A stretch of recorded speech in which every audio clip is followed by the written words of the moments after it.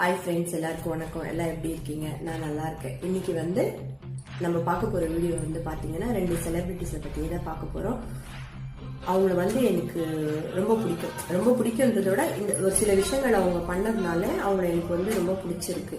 அது என்னன்னு பாத்தீங்கன்னா, அவங்க அவங்களுக்கு சில விஷயங்கள் பிடிச்சிருந்தது ஒரு குறிப்பிட்ட வயசுல. ஆனா அந்த நேரத்துல அவங்களால அந்த விருப்பத்தை நிறைவேற்றிக்க முடியல. அதுக்காக அவங்க வெயிட் பண்ணிட்டு அது எப்படி அச்சீவ் பண்ணிட்டு ஸோ இப்போ லைஃப்ல நல்லா செட்டில் ஆயிட்டு அதுக்கப்புறம் அவங்களோட விருப்பத்தை அவங்க ஆசைப்பட்டதை இன்னும் சொல்ல போனா அவங்க ஆசைப்பட்டதை நிறைவேற்றிருக்காங்க.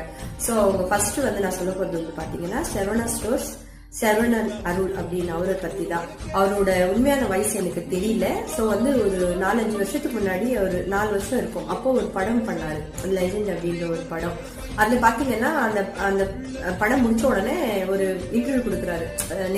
நிருபர்கள் எல்லாம் கேட்கிறாங்க, இந்த மாதிரி ஏன் உங்களுக்கு இந்த வயசுல படம் பண்ணணும்னு தோணுச்சு, உங்களுக்கு தேவையா அப்படின்னு ஏதோ சம்திங் கேட்டிருக்காங்க. ஸோ அவர் சொன்ன பதில் தான் எனக்கு ரொம்ப பிடிச்சிருந்தது. எனக்கு சின்ன வயசுல நடிக்கணும்னு ஆசை இருந்தது. ஆனா எனக்கு அப்போ வாய்ப்பு கிடைக்கல, என்னால பண்ண முடியல. சோ நான் லைஃப்ல செட்டில் ஆயிட்டு இப்போ எனக்கு எல்லாமே இருக்கு, சோ பண்ணா என்ன அப்படின்னு சொல்லிட்டு நான் என்னோட ஆசையை நிறைவேற்றிக்கிட்டேன் அப்படி சொல்லிட்டு அவர் பதில் சொல்லியிருந்தாரு. சோ இது எனக்கு என்ன தெரிஞ்சது அப்படின்னா, நம்ம விருப்பப்பட்டதை அடையிறதுக்கு வயசு ஒரு தடையே கிடையாது. நம்ம அதுல ஸ்திரமா ஒரு முடிவா இது நம்ம அச்சீவ் பண்ணோம் அப்படின்னு நம்ம இருந்தோம் அப்படின்னா அது எந்த வயசுல வேணாலும் நம்மளால சாதிக்க முடியும் அப்படின்ற ஒரு விஷயம் எனக்கு ரொம்ப பிடிச்சது அவர்கிட்ட. சோ இதனால அவரை எனக்கு ரொம்ப பிடிக்கும். இன்னொரு மனிதர் யார் பாத்தீங்கன்னா, அவரு ஒரு செலிபிரிட்டி, எல்லாருக்கும் ரொம்ப பிடிச்சவங்க தான். சோ அஜித், நம்ம நடிகர் அஜித்தை பத்தி தான் நான் சொல்றேன்.